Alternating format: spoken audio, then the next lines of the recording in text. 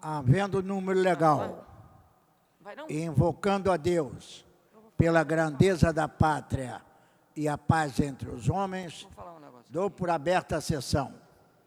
Convido o nobre vereador, Dr. Eduardo Moura, para proceder à leitura da ata da sessão anterior. Ata da 58ª sessão ordinária em 2 de agosto de 2011. Presidência dos senhores Jorge Felipe, presidente. Paulo Messina, segundo suplente. Ivanir de Mello e João Mendes de Jesus, ambos a convite. Às 14 horas, com a presença dos senhores vereadores, professor Washington, Tânia Bastos, Paulo Messina, Marcelo Ará, Ivanir de Mello, Eliomar Coelho, Chiquinho Brazão, Rubens Andrade, Raimon, Dr. Carlos Eduardo, Marcelo Piuí, Alexandre Cerruti, Dr. Edson da Creatinina e Dr. Eduardo Moura, 14, assume a presidência o senhor vereador Ivanir de Mello e ocupa o lugar de secretário o senhor vereador Raimon, ambos a convite. Encerra-se a sessão às 17h35. Aprovada a ata, passa-se ao grande expediente. O primeiro orador inscrito é o nobre vereador Dr. Eduardo Moura, que dispõe de 10 minutos. Senhor presidente, nobres vereadores, vereadoras, assessores, funcionários, imprensa,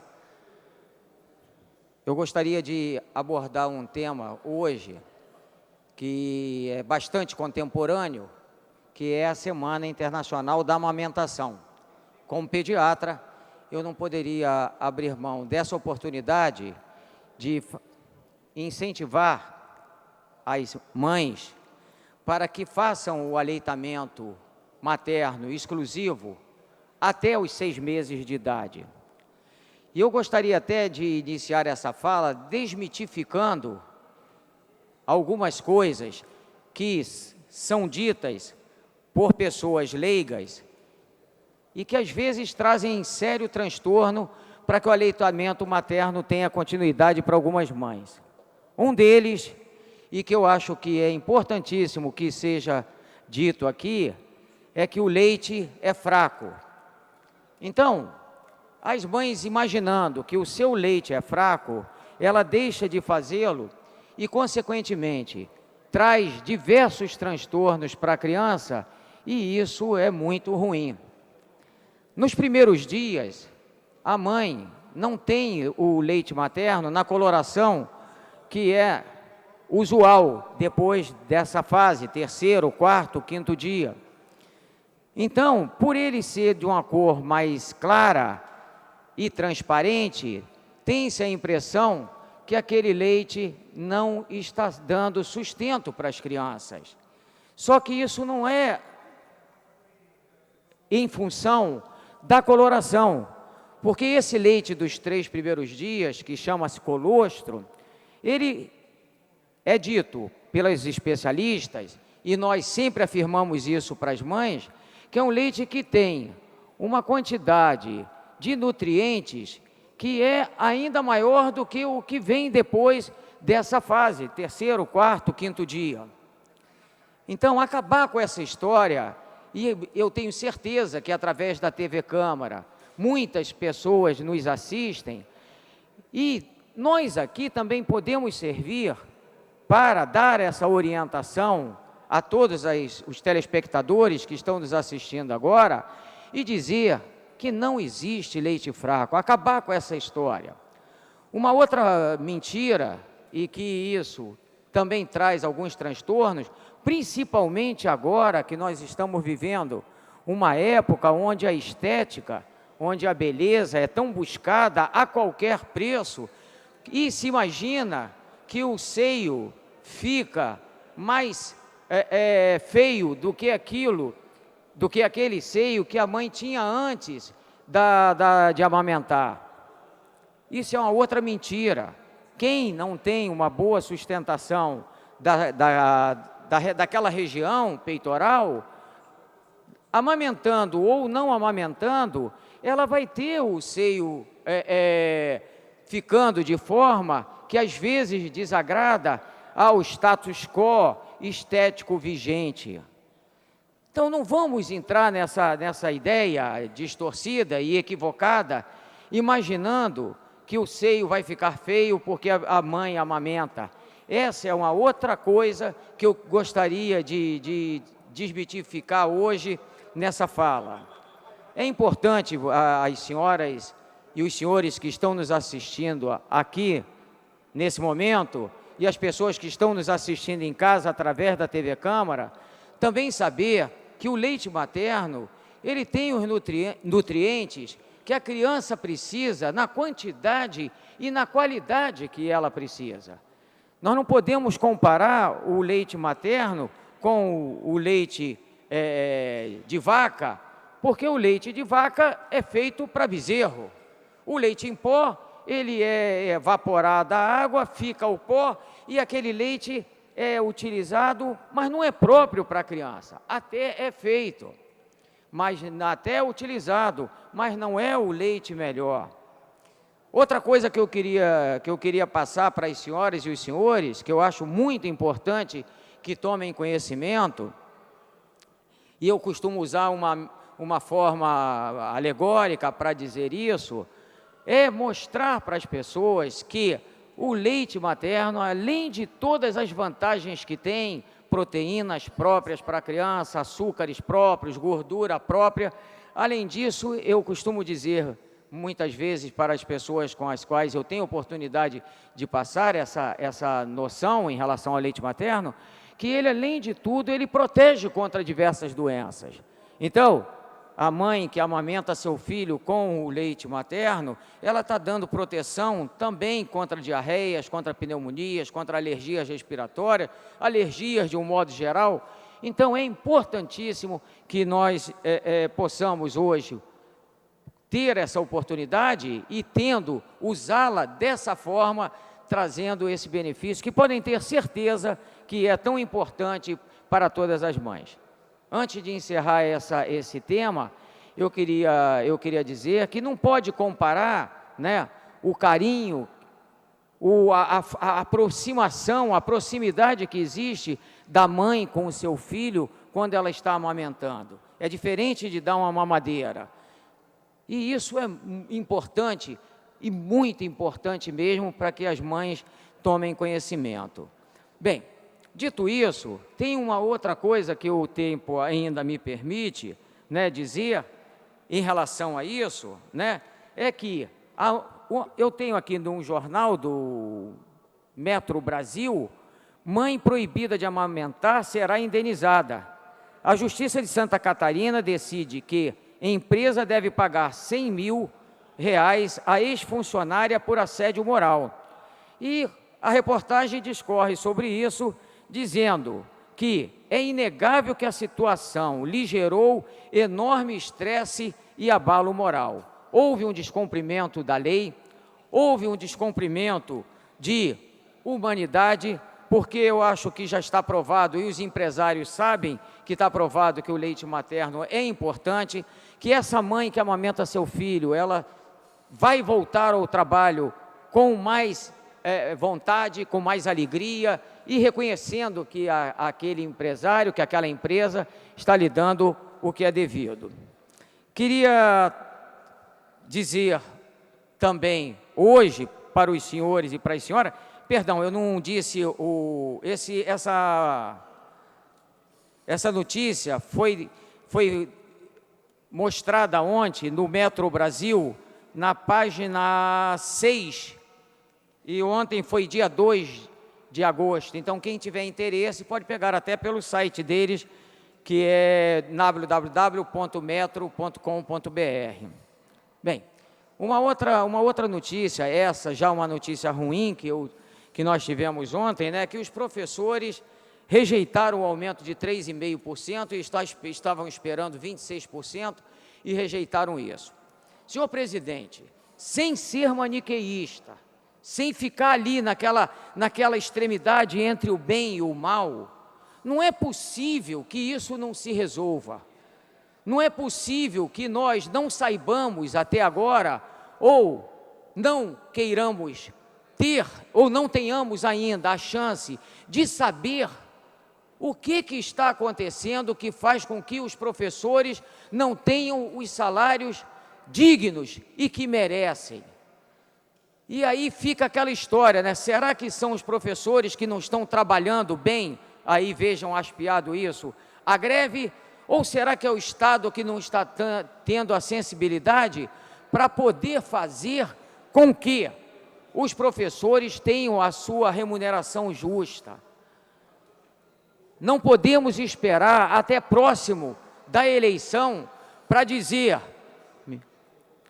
o meu trabalho na Câmara, o meu trabalho no governo do Estado, o meu trabalho na Prefeitura, ele se voltará principalmente para educação e saúde. Educação e saúde, educação e saúde, educação e saúde, que nós ouvimos com muita frequência, na época da eleição. Quando passa o período de eleição, aí isso complica e as pessoas esquecem, os governantes esquecem, e nós ficamos numa situação como essa, vendo os alunos fora da escola, trazendo problema para os alunos, trazendo problema para os professores, trazendo problema para todas as pessoas que têm, direta ou indiretamente, alguma ligação com essa importante área que é a área da educação.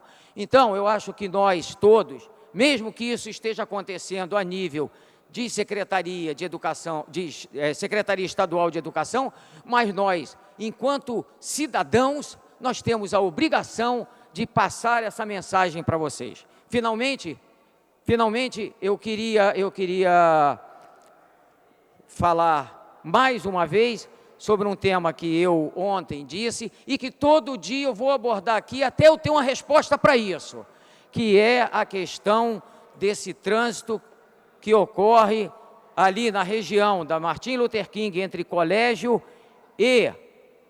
Irajá e Colégio, na Rua Prudência do Amaral, onde continua havendo contramão do horário do rush, o trânsito infernal que existe na Lúcio Costa, também no horário 17, 18, 19 horas, todo dia eu vou abordar esse tema aqui, até eu ter uma resposta. E na Avenida Brasil, que eu e o nosso presidente desta sessão, ele sabe o que nós passamos para chegar quando nós saímos daqui ao nosso consultório ou à nossa casa. Então, nós apelamos mais uma vez ao secretário de Transporte, que leve em consideração o pedido que eu fiz quando eu estive no seu gabinete para podermos dar uma solução e darmos satisfação para as pessoas que nos perguntam sobre isso. Muito obrigado, boa tarde para todos. O próximo orador inscrito é o nobre vereador Dr. Edson da Creatinina, que dispõe de 10 minutos. Boa tarde, senhor presidente Ivanir de Mello. Boa tarde, senhores e senhoras vereadoras presentes, assessores, imprensa e telespectadores da TV Câmara. Estamos iniciando nosso segundo semestre de gestão como vereador e aprendemos nesses 6 meses iniciais a função de um vereador. Propor leis e, principalmente, fiscalizar as obras do Poder Executivo. Eu, como médico, me sinto muito à vontade porque estou dentro do sistema de saúde. Trabalho no Hospital Universitário Pedro Ernesto e ministro aula em algumas universidades desse estado. Infelizmente, o sistema de saúde continua extremamente deficiente. Todas as segundas-feiras continuo comparecendo ao Hospital Pedro Ernesto, trabalho no setor de transplante renal, e o número de transplantes ele tem sido ínfimo em relação às necessidades do povo.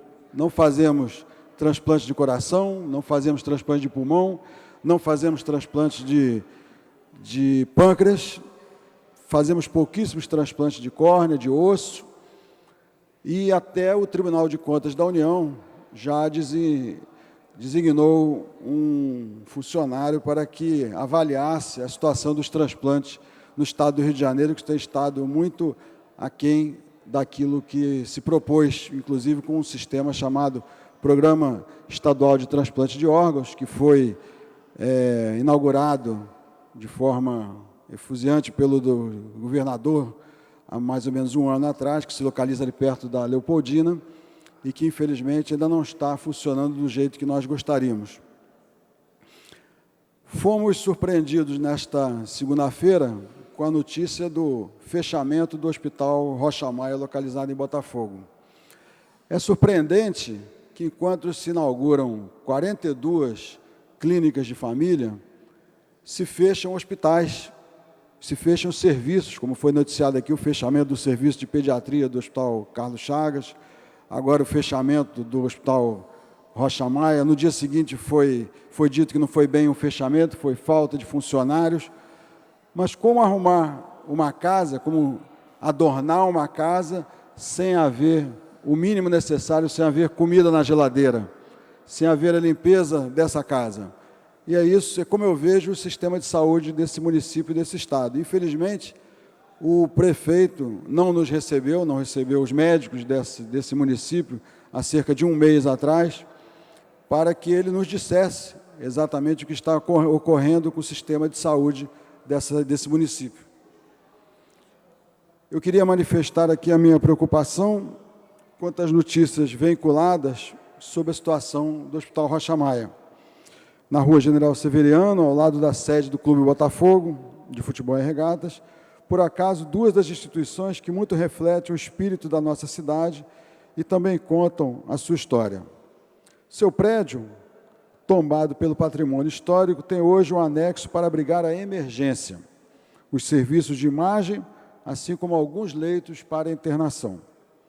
Essa unidade de saúde municipal está mantendo o atendimento em pediatria e clínica médica, polos em cardiologia de atendimento, alguns polos de atendimento a diabético, odontologia, vacinação a idosos com fisioterapia, mas não está projetada para ser um centro de emergência semelhante aos dos hospitais destinados para grande complexidade, como o Hospital Municipal Souza Aguiar, Municipal Lourenço Jorge, Municipal Miguel Couto e Municipal Salgado Filho. Durante algumas reformas que vieram acontecendo, acompanhei a manifestação das associações de moradores dos bairros, que alcança sempre se levantando contra o fechamento da emergência, considerando que asfixiou ainda mais o Hospital Miguel Couto, sempre tão sobrecarregado de atendimentos. Levantaram, inclusive, suspeitas e o temor de que a emergência viesse a ser definitivamente desmobilizada naquela unidade, para ser transformada em uma policlínica com atendimento de hora marcada. As associações dos bairros se ressentem de não serem convidadas a participar no planejamento deste, que é um antigo hospital que desde 1901 vem atendendo a inúmeros bairros da Zona Sul, como a Urca, Praia Vermelha, Botafogo, Maitá, Leme, Copacabana, Flamengo, até o Catete. Uma demanda que já chegou a alcançar uma média de 400 atendimentos por dia. É importante que se divulgue para a população o perfil dessa unidade, que tem previsão para voltar a funcionar em seu tradicional atendimento de emergências de baixa complexidade, já com todos os equipamentos comprados, pessoal treinado até o fim desse ano. Estivemos lá e vimos os equipamentos novos, recebemos a informação de que há previsão de contratação do restante da equipe, cumprindo o papel que foi discutido no Conselho Distrital da Região. Se bem equipado e com pessoal contratado que venha desempenhar com qualidade o que lhe cabe, nós estaremos acompanhando o desenvolvimento dessas promessas. Fica a nossa observação de que, no que diz respeito ao nosso Sistema Único de Saúde, com sua rede de atendimentos universalizados e quase únicos no mundo, estamos muito distantes da administração participativa que a nova Constituição preconiza. Há um caminho a trilhar na capacitação de conselheiros, no acompanhamento das complexas situações em saúde, na educação da população em prevenção e direitos e atribuição dos diferentes sistemas da rede SUS. Por outro lado, nos ressentimos de comunicações mais claras e constantes dos seus gestores.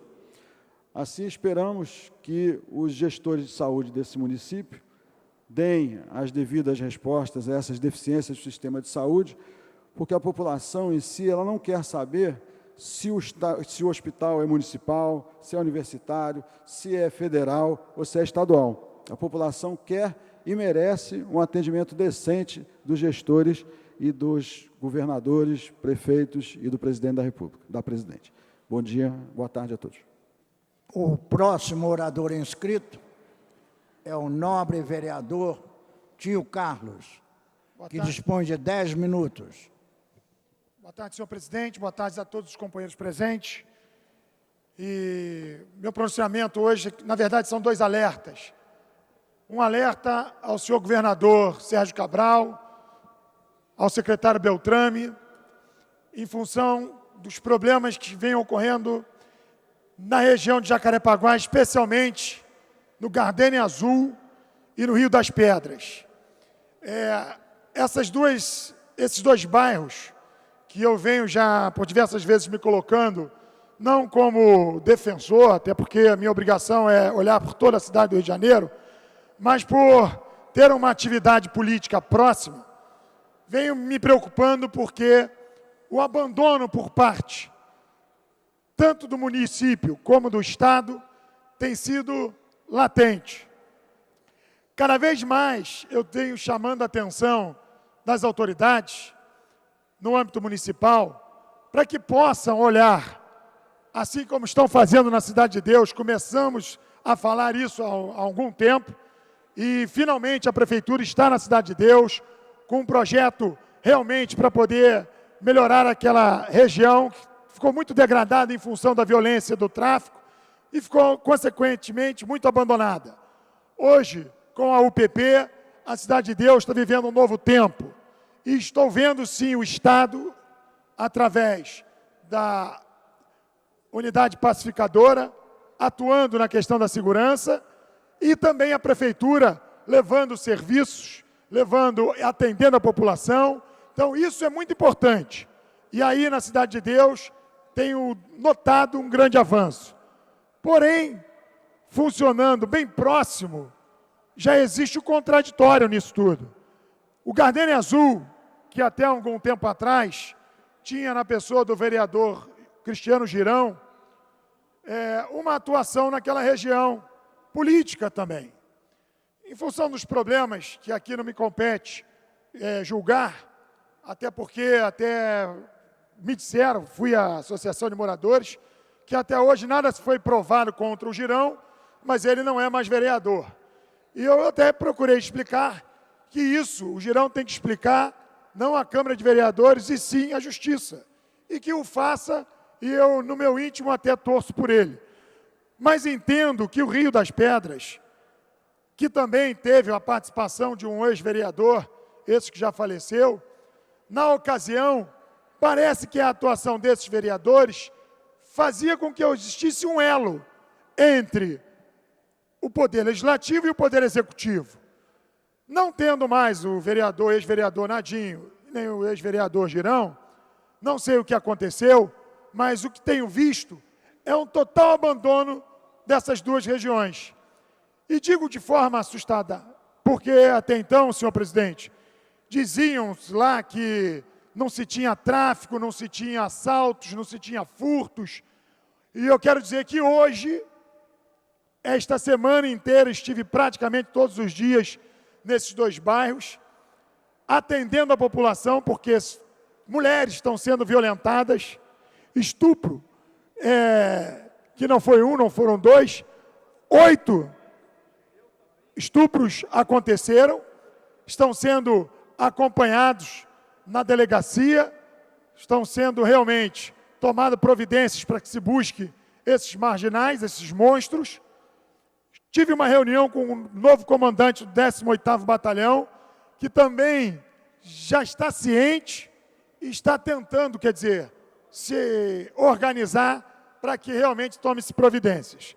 Mas, como essa situação é uma situação que toda a população está assustada, queria pedir através desta minha fala, que o governador acione o secretário Beltrame e que de imediato faça uma força-tarefa, ou seja lá o que for, para que possa realmente tentar dar tranquilidade àquelas pessoas.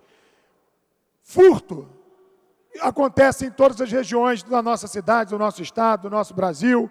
Posso dizer que acontece em Paris, isso aí é da vida.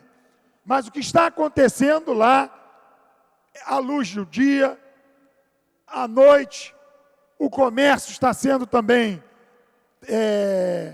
surpreendido com essa violência, e por isso essa minha manifestação.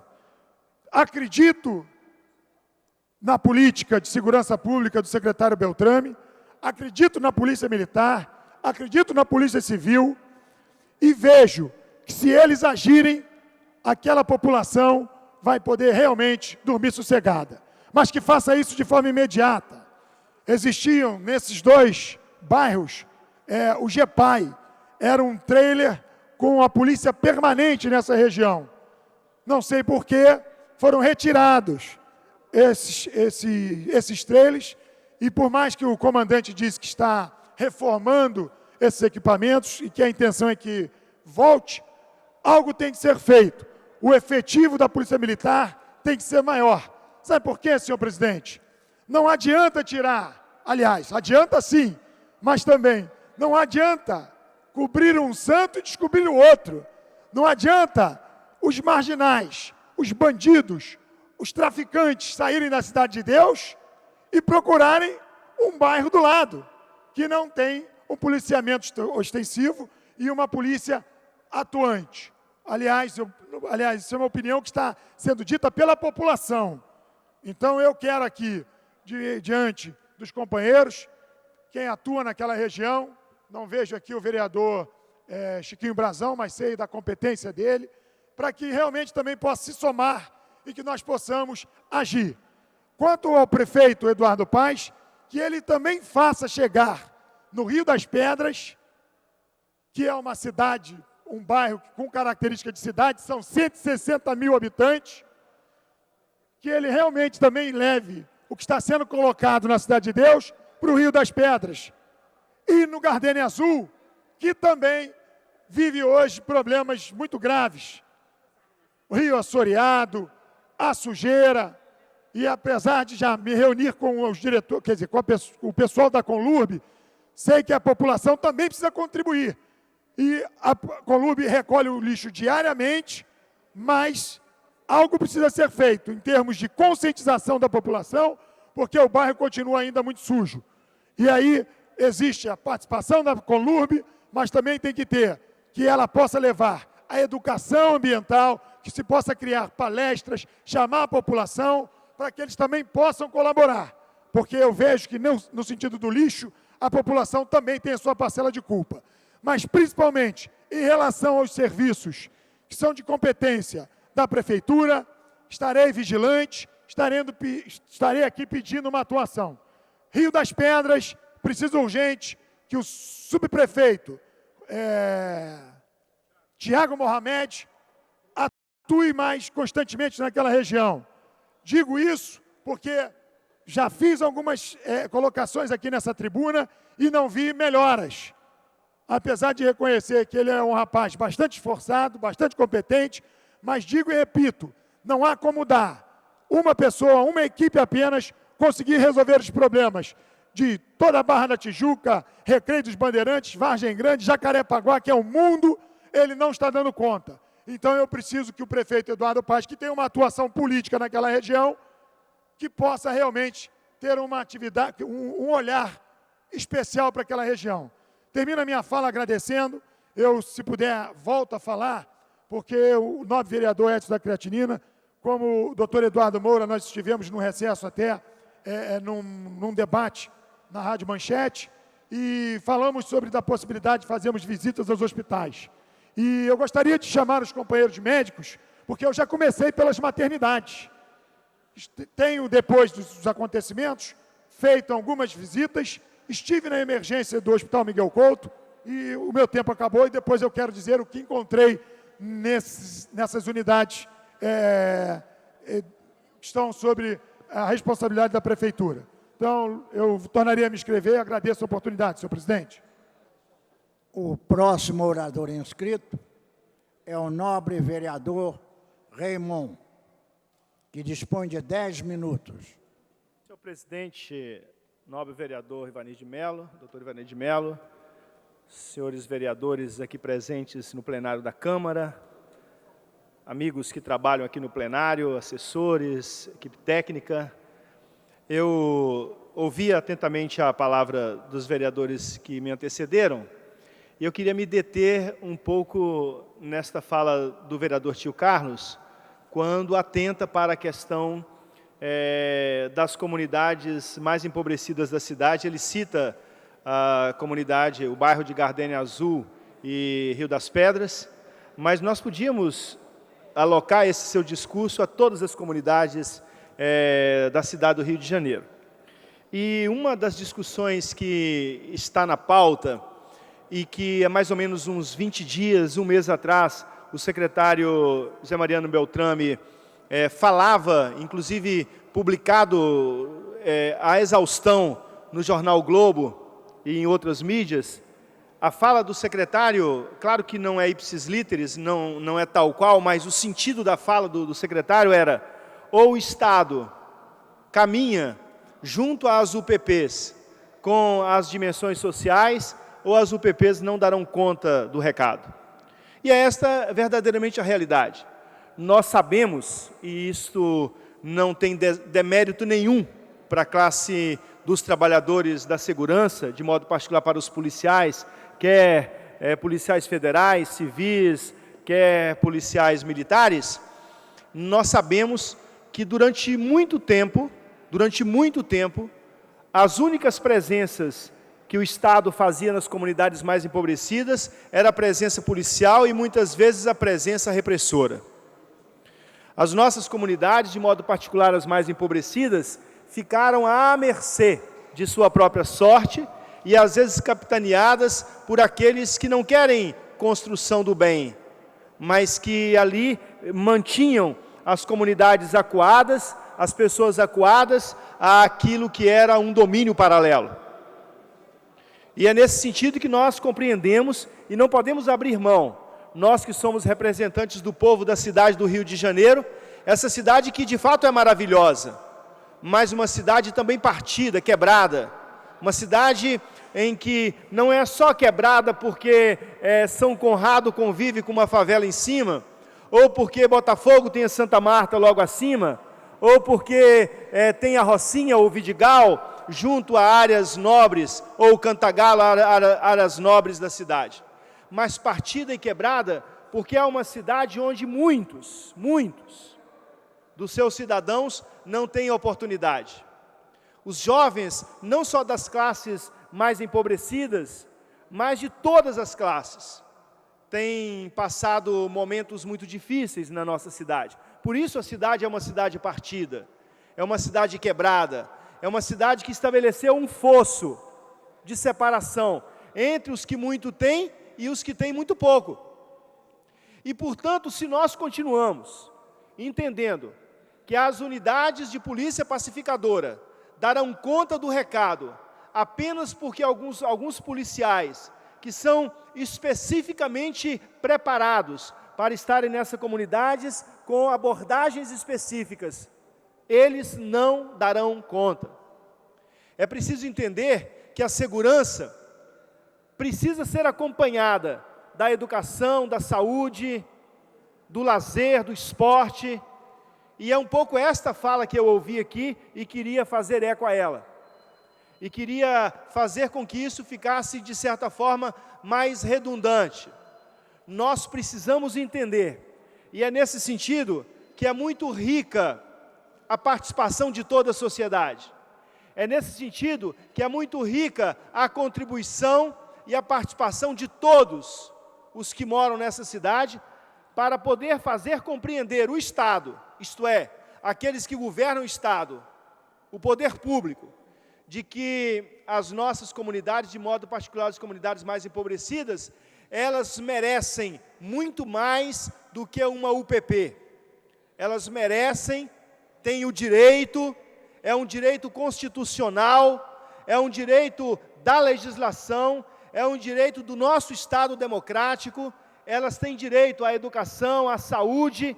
Os médicos que antecederam aqui a fala alertam para os problemas na nossa rede pública, seja municipal, estadual ou federal.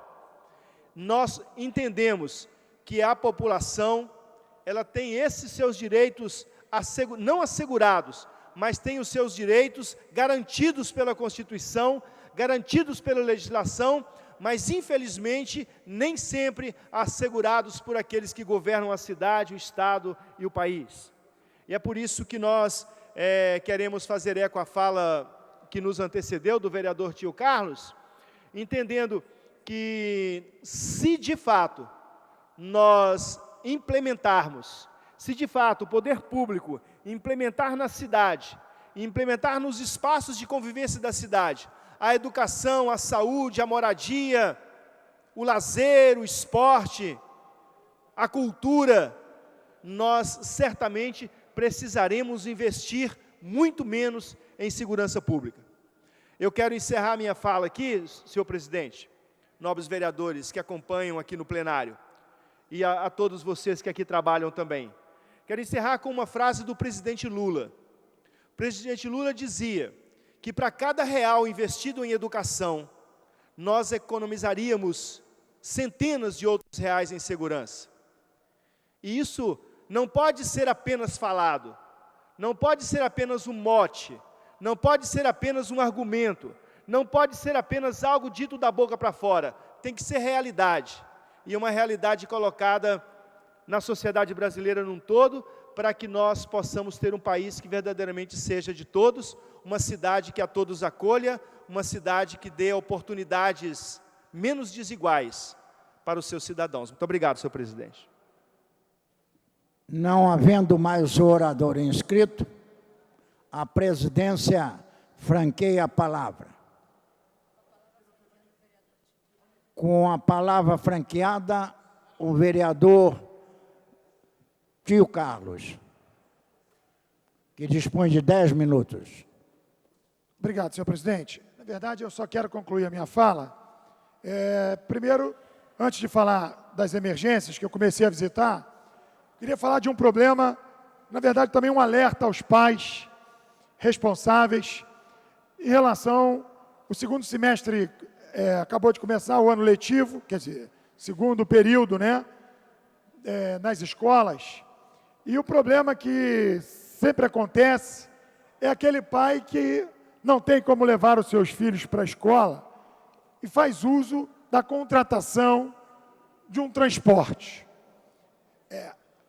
Eu vejo, claro, com muita preocupação, aquele pai que às vezes, até por falta de opção, procura recorrer ao vizinho que tem um carro grande e que se coloca à disposição para levar o seu filho para a escola. Claro que se é um vizinho, é uma carona, isso não tem custo, não tem uma relação financeira, ótimo, até porque o vizinho vai fazer isso com muita satisfação, até porque ele se ofereceu, enfim. Mas a preocupação é quando surge a possibilidade de se ganhar um dinheirinho. E aí, essa pessoa faz transporte escolar, que não é, claro, legalizado, mas resolve pegar 5, 6 crianças, colocar muitas vezes num carro sem condições e faz esse transporte até cobrando. E aí é que está o problema. Nós conhecemos alguns casos onde o barato sai caro. E se tratando de nossos filhos, eu digo por mim, mas tenho certeza que quem tem filho sabe o que eu vou dizer, o maior tesouro que nós temos são os nossos filhos, a nossa família. Falo isso sem o menor problema, porque não sou melhor do que ninguém, tenho certeza absoluta que todo pai tem no seu filho, na sua família, o seu maior tesouro. Então, a preocupação que eu quero que os senhores pais e responsáveis tenham é que, se realmente optarem pela contratação desse transporte, que esse transporte realmente seja legalizado. Legalizado significa, para que ele possa acontecer, esse carro vai ter todas as condições vistoriadas na Sete Rio, terão, com certeza, que cumprir as exigências, que olha que não são poucas. As empresas hoje, eu digo empresas e profissionais autônomos também, porque desde que um cidadão resolva comprar uma van, seja ela nova ou de semi-usada, mas que estejam em boas condições, pneus novos, freio com tudo certinho, cinto de segurança. Para se fazer esse transporte legalizado, tem que ter a contratação de uma assistente, quer dizer, de uma monitora que vai olhar essas crianças. O motorista não pode largar o volante, entra, vê se o cinto está apertado, ou se está atado, enfim. Criança é criança, todo mundo foi criança aqui. E tem que ter alguém olhando, o motorista não pode olhar para frente, para o lado, para o retrovisor, e ainda pedir que as crianças não briguem.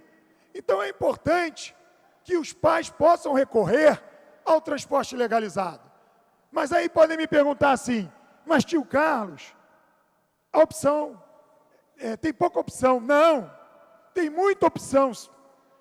Hoje a oferta está sendo muito grande e a procura, posso dizer, que só depende de cada um.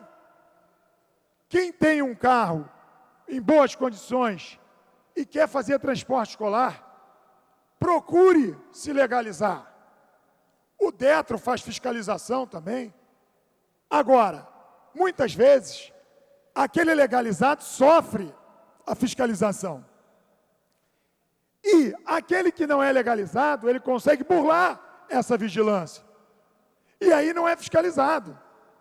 E aí acontece o que acabamos de ver, muitas vezes, de crianças sofrendo acidentes, naqueles ônibus piratas, aqueles ônibus que fazem um verdadeiro cata-cata, que são ônibus pirata, e acabam sendo pirata transportando crianças.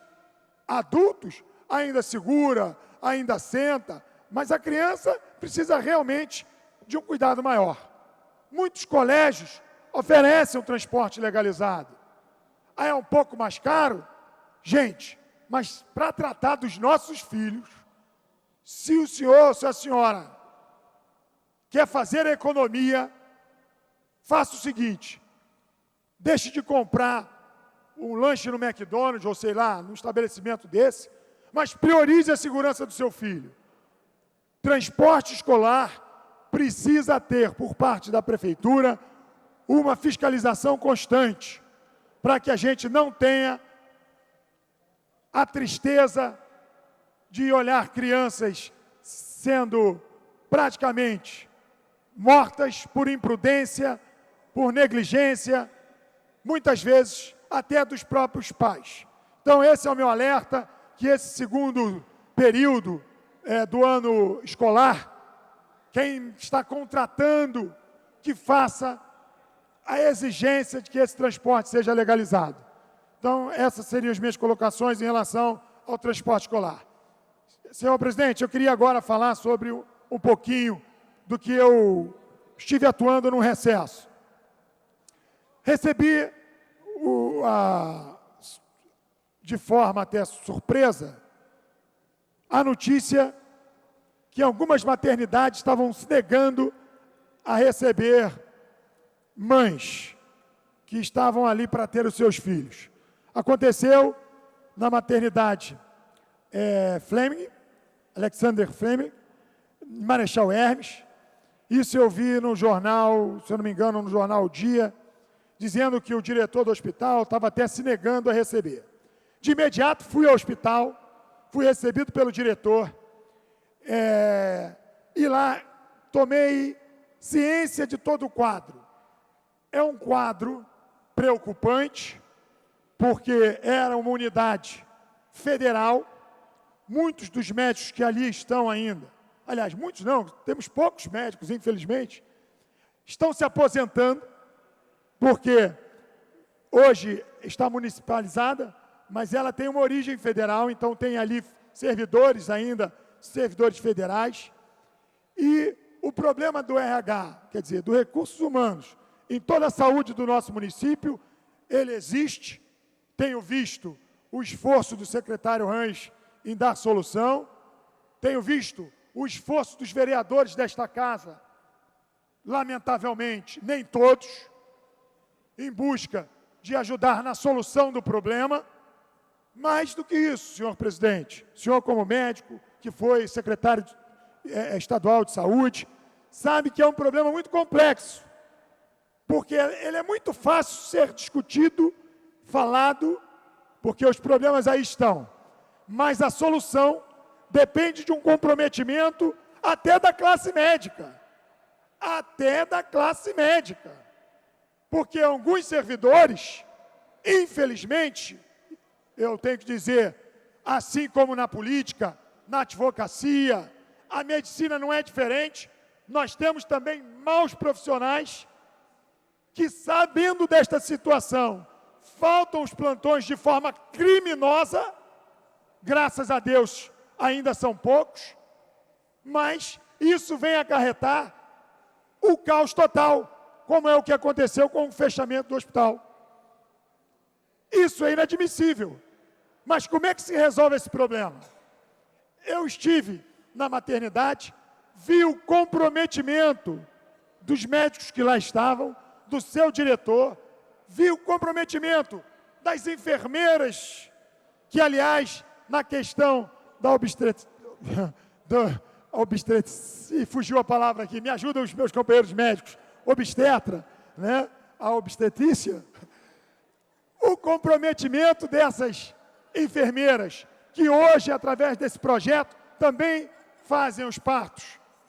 Vi que aquela maternidade, os funcionários que lá estavam, todos estão de parabéns, e que o problema está sendo buscado uma solução, e por isso pedi ao secretário, e aí sim o subsecretário João Luiz, que de forma imediata apresente uma solução. Então já vi que meu tempo acabou de novo, mas de qualquer maneira deixarei para amanhã, porque estive também no hospital Miguel Couto e saí de lá feliz, porque pelo menos na vistoria que fiz, também percebi que ali está se buscando uma solução, seja através da Fiotec, seja através de um adicional, de um projeto que a Prefeitura está colocando à disposição dos médicos estatutários. Então, amanhã estarei falando sobre essa situação que presenciei no Miguel Couto. Senhor presidente, agradeço a oportunidade, queria que os nobres colegas vereadores continuassem na luta da saúde. Se não for através da CPI, mas que façam também a dirigência dos hospitais, para que a gente possa pressionar o secretário Rães cada vez mais para que a gente possa ter avanços. Sempre dizendo, não adianta crítica por crítica, não adianta, se você é da oposição, torcer para que as coisas piorem, porque assim você vai poder ter um palanque melhor no momento eleitoral. Assim não se faz política com P maiúsculo. Torcer para que as coisas piorem, para que você possa aproveitar isso politicamente, isso realmente não é honesto com o cidadão, não é digno de um homem sério, que quando se coloca como um representante do povo, ele não pode torcer para que as coisas piorem. Ele tem que cobrar para que as coisas possam melhorar. Essa é a minha posição, então, mais uma vez, agradeço a oportunidade de poder ter me manifestado, senhor presidente. A palavra continua franqueada. Não havendo manifestação por parte dos senhores vereadores, a sessão fica suspensa até às 15h40. Está suspensa a sessão.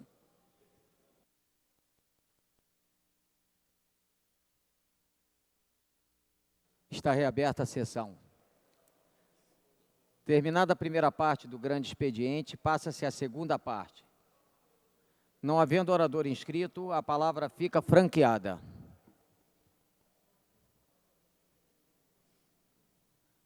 Não havendo quem se manifeste, a sessão fica suspensa até às 16 horas. Está suspensa a sessão.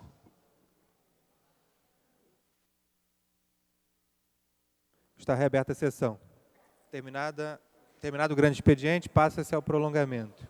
A mesa dará ciência das proposições recebidas. Requerimento número 1316 de 2011. Requer a mesa diretora, com fulcro no regimento interno desta Casa de Leis, a constituição de uma comissão especial a ser composta por 5 membros, com prazo de funcionamento até o término da sessão legislativa, com a finalidade de acompanhar a situação do transporte de cargas e logística no município do Rio de Janeiro. Do vereador Marcelo Araújo. Os vereadores concordam, permaneçam como estão. Aprovado. Esgotada a matéria do prolongamento, passe a ordem do dia.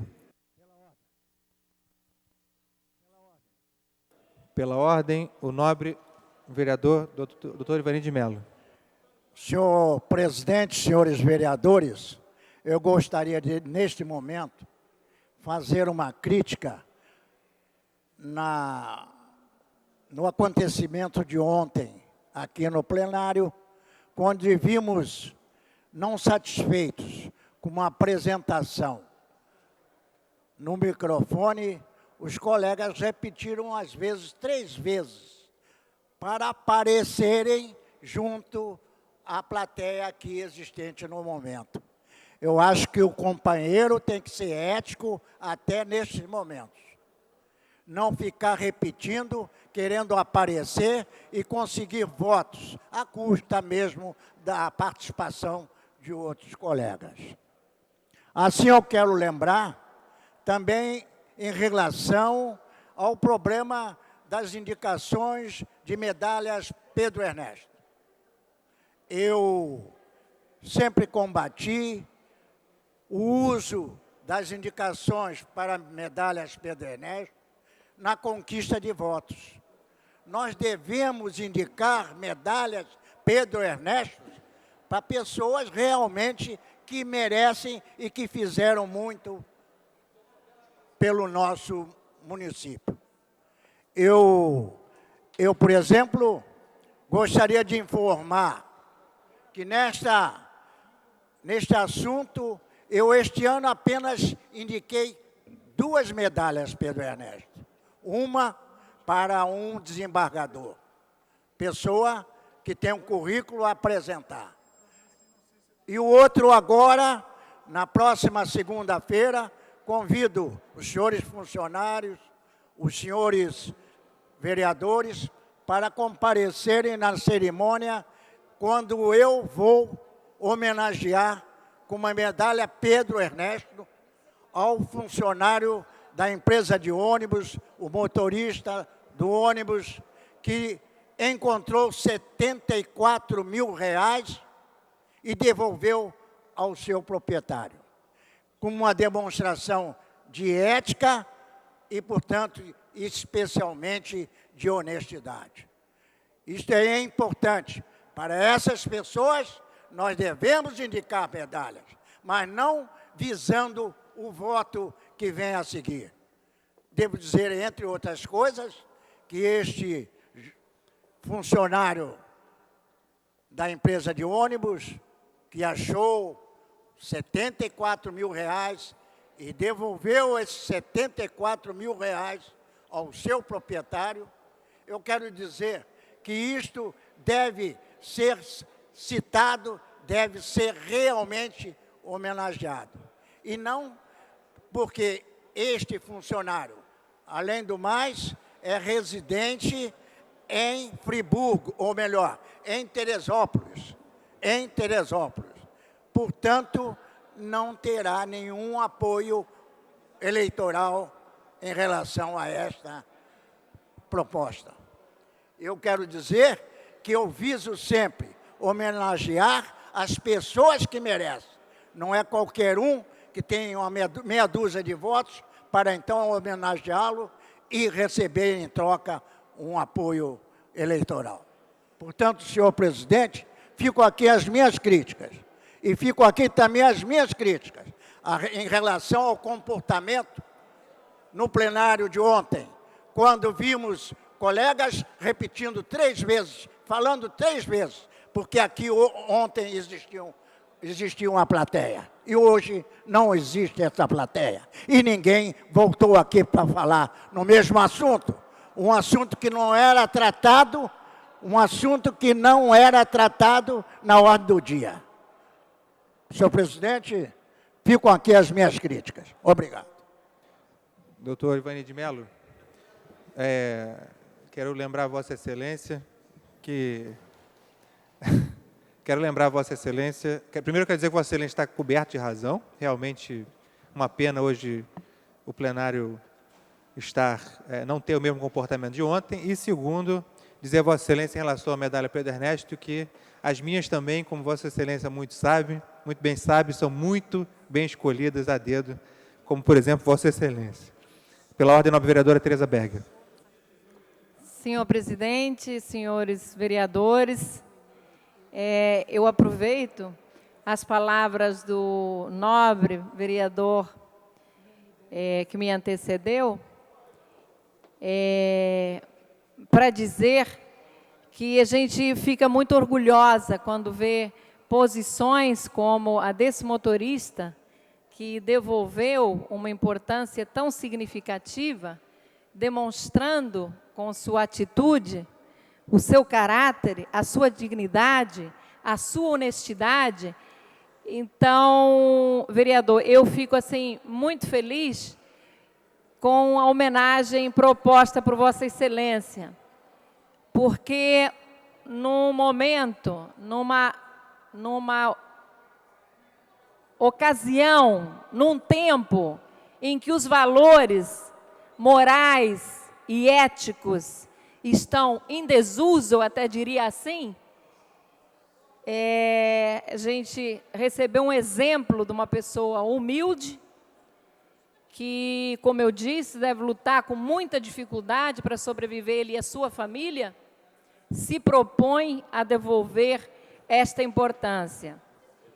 Entendo eu que nós aqui nesta casa, o vereador Paulo Messina bem colocou, que ele também tem sempre uma preocupação muito grande com as homenagens que ele propõe, e essa também é sempre a minha preocupação. Eu confesso aos senhores que mesmo sempre em respeito aos nobres colegas, procuro sempre dar apoiamento, mas às vezes um pouco preocupada, porque a gente já viu acontecerem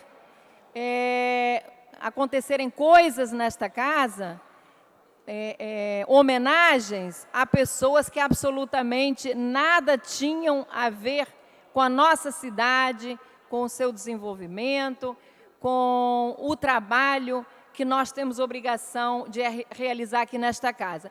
E, por último, vereador, também dizer o seguinte, que ontem, realmente, esta casa estava cheia, as galerias repletas de funcionários, o que fez com que todos usassem da palavra, alguns até 3 vezes, o que é um direito legítimo. Eu absolutamente não critico, não condeno, mas condeno sim, que lamentavelmente hoje, mais uma vez, não tenhamos quórum para deliberar, tenho quase certeza disso. Nós temos inúmeros projetos apresentados nesta casa e nunca tem sessão para votarem os nossos projetos. Então, é uma situação que tem que ser resolvida. Quando se faz uma extraordinária com projetos de vereadores, sempre vem a recomendação de que não se apresente projeto polêmico. Mas os projetos polêmicos, muitas vezes são os melhores, têm que ser discutidos. Então, eu sugiro aqui aos colegas vereadores, ao presidente desta casa, que nós possamos ter algumas sessões extraordinárias para colocar em dia a votação dos projetos dos vereadores. Era isso que eu tinha a dizer, senhor presidente. Muito obrigada.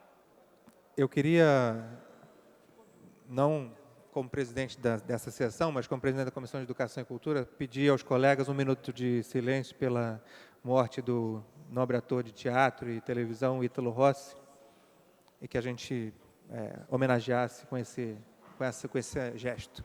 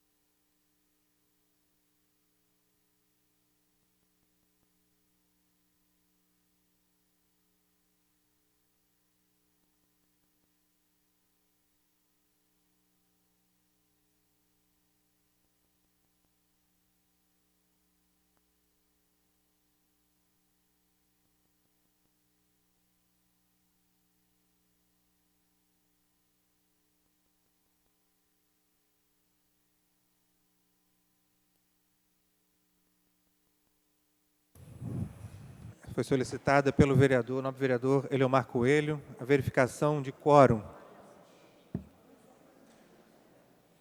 Peço aos vereadores presentes que registrem novamente suas presenças no painel. Painel liberado.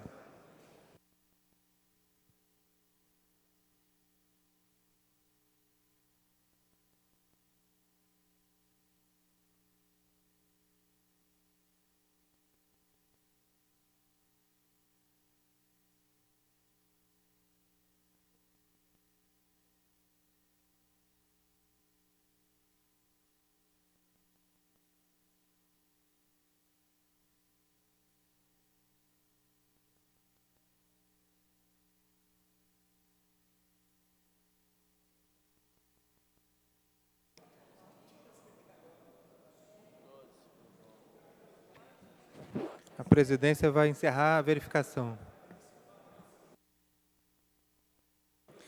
Encerrada a verificação, presentes 11 senhores vereadores, não há quórum para dar prosseguimento aos trabalhos.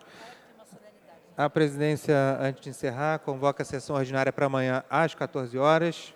E antes de encerrar, queria lembrar que hoje, a segundo requerimento 1314/2011, a solenidade do vereador Jorginho da SOS, em comemoração ao 4º Encontro Nacional das Comunidades Quilombolas. Está encerrada a sessão.